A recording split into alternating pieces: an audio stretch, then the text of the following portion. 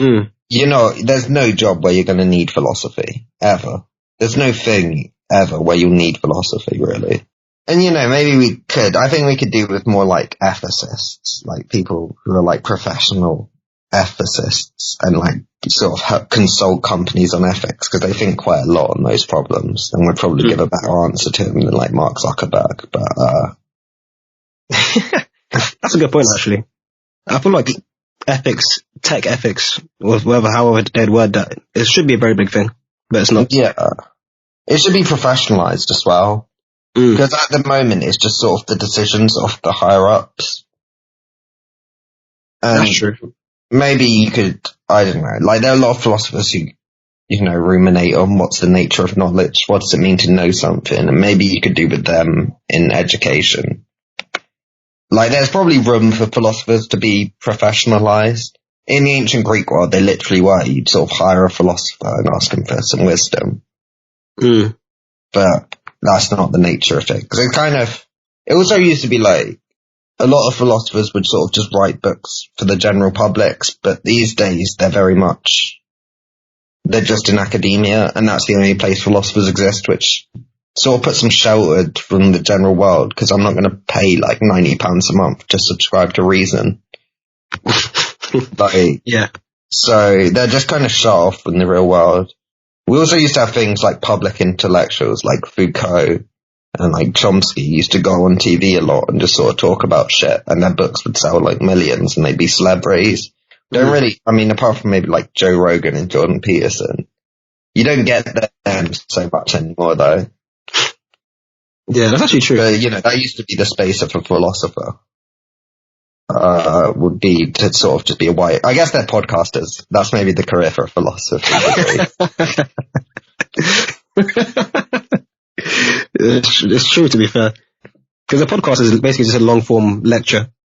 Yeah. And it's pretty, at its core, philosophy is all about discussion, and that's what's good about podcasts. They're just long discussions.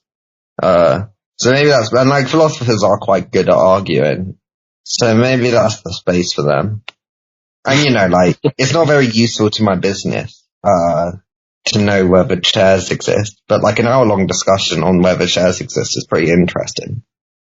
Exactly. That's the thing, I would listen to that, but I wouldn't pay for it. Yeah. And you probably wouldn't read a whole book on it. Nah, definitely not. I did, and it would, I don't know, it wasn't great. How do you even begin that discussion, whether or not chairs exist? The basic argument, right, of whether chairs exist. There's a lot. The basic argument is something like this, right? So you've seen The Matrix. Yeah. So, in The Matrix, it turns out everything's a lie. And, we're all plugged into the system. So, if you were in The Matrix, you wouldn't know you were in The Matrix, right? Yeah. And so it could be that we're all plugged in to a sort of matrix system. There are no chairs, that everything we see is a lie that's been plugged into our brain. And if we were in such a system, we'd have no idea, because it's, we can't tell the difference between it and reality. So in that case, chairs wouldn't exist, but we'd have no idea. And that reality is sort of indistinguishable from our own. So if you can't disprove that we're in the matrix, then you can't prove that chairs exist. Okay. So they don't use the word the matrix, but, yeah, it's called a radical skeptical scenario where you basically say, because you can't, you could be hallucinating every chair you see. And if you can't prove that you're not, which it's impossible to prove that you're not in the matrix, then you can't prove that chairs exist. And I got quite into that stuff for a bit. It's kind of an interesting discussion. Because it means it makes it really hard to know whether you know anything. Are you, ever justified in knowing anything? Because the same argument could go for, chairs or my parents or even, my teeth. It could all just be made up in the matrix. And so how can I say I know anything? And it's an interesting discussion, but it's not very fruitful. It doesn't get you anywhere. That's the thing, yeah. You end up going on all day about what's true and what's not. Yeah. And in the end, I got into, there was a philosopher who kind of came along and, his basic response was because they do exist. I think that's probably the best answer. Like, if you spend all day worrying about whether chairs exist, you kind of can't answer more other questions. You just sort of got to bracket that you might be wrong. But it's stuff like that, like, it's interesting to think about. I'm glad, like, I didn't do, say, a PhD. I wouldn't want my life to be spent thinking about it.